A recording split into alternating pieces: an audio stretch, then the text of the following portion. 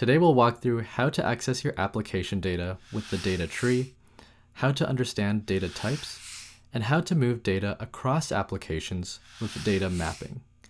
So to see how we can move data across apps properly, let's jump into my team's workspace to see how all these concepts tie together. So in this recipe, if the trigger catches a new or updated Salesforce case of case type problem and is marked as high priority, then the recipe will kick off. If a corresponding JIRA issue exists, the issue will be updated, and if the case doesn't exist, the recipe will create a new JIRA issue and update the Salesforce case.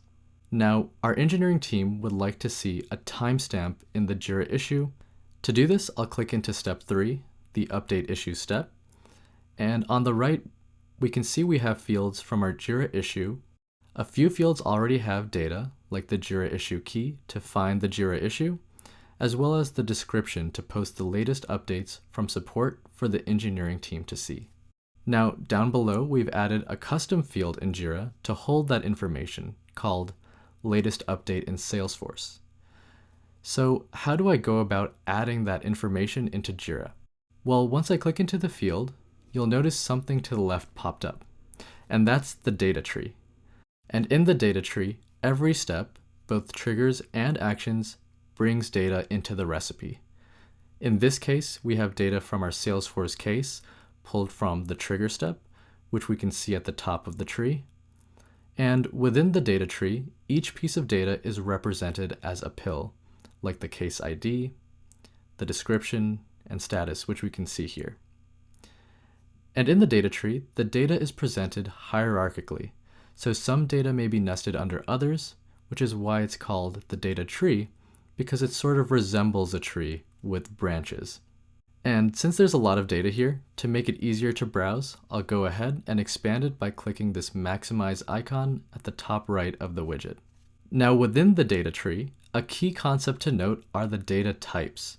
In our case, we can see that the last modified date pill is a timestamp, because to the left of the pill, we have this neat little calendar and clock icon which indicates that it's a timestamp. And to the right, we have sample data that we can see as both the date and time listed. Now it's important to note that this sample data isn't actually the data that will flow through, but rather a representation using data from within our Salesforce instance. There are other data types as well. The most common are strings, which are basically just text, and is represented by this ABC icon. And we also have this 1, 2, 3 icon to represent numbers, to name just a few. Another neat thing to note is right next to these JIRA issue pills, they're in this rich blue or teal color. And what that means is they are custom fields that are unique to just our Salesforce case objects. And back on the right, you'll notice that the data fields, data types are also labeled with this ABC and calendar clock icon. And since they are also custom fields, they're also marked with that same rich blue text like in the data tree.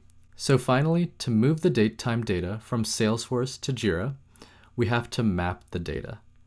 Now mapping just refers to how data flows from one step in a recipe to another step in a recipe. So from the data tree, I can map the last modified date pill, which is the one we want, by dragging it over into the latest update in Salesforce field on the right. Now you'll notice that I have two fields here with the same name, but I only mapped the data pill to the field below, the one that accepts date time data. Why is that? I've done this to point out that though the fields may look identical, it's important to map data into a field that accepts the same data type.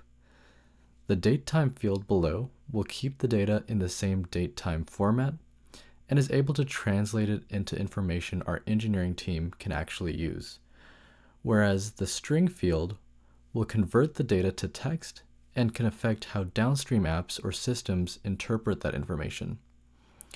This is why it's critical to map data to fields that accept the same data type whenever possible. It reduces the chance of errors, leads to an improved user experience, and leads to consistent data.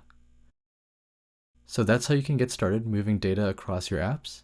To learn more about the data tree and data mapping, you can visit our docs at docs.workato.com. I hope this helps, and as always, thank you for watching.